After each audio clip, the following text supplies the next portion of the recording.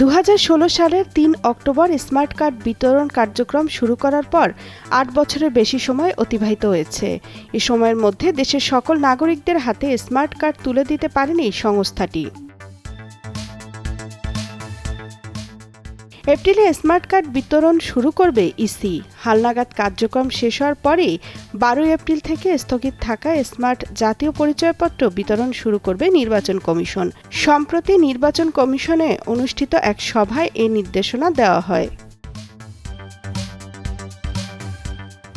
নির্বাচন কমিশন সচিবালয়ে identification system for enhancing access to সার্ভিসেসের দ্বিতীয় পর্যায়ের প্রকল্প পরিচালক ব্রিগেডিয়ার জেনারেল মোহাম্মদ আজিজুর রহমান সিদ্দিকী সভায় বলেন, ভোটার তালিকা হালনাগাদ কার্যক্রম চলমান থাকায় মুদ্রিত স্মার্ট কার্ডসমূহ বিতরণের ক্ষেত্রে প্রয়োজনীয় যন্ত্রপাতির জোগাড় করা কষ্টসাধ্য হতে পারে।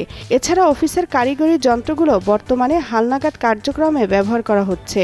এ কার্যক্রম আগামী 11 এপ্রিল শেষ হওয়ার পর স্মার্ট কার্ড বিতরণ কার্যক্রম জোরালো করা সম্ভব হবে।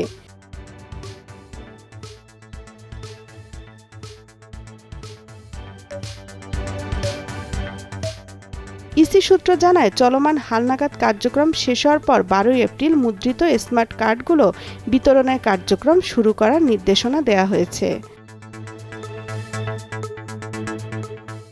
সর্বশেষ হালনাগাদ তথ্য অনুযায়ী দেশে ভোটার সংখ্যা 12,37,32,274 জন, যার মধ্যে স্মার্ট কার্ড পেয়েছেন 6,91,49,349 জন, আর এখনও এ সেবার বাইরে রয়েছেন 5,27,811 জন।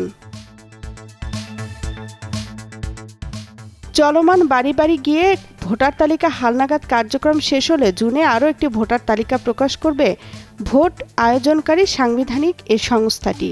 এতে দেশে আরও 50 লাখের বেশি ভোটার যুক্ত হতে পারে বলে ধারণা করা হচ্ছে।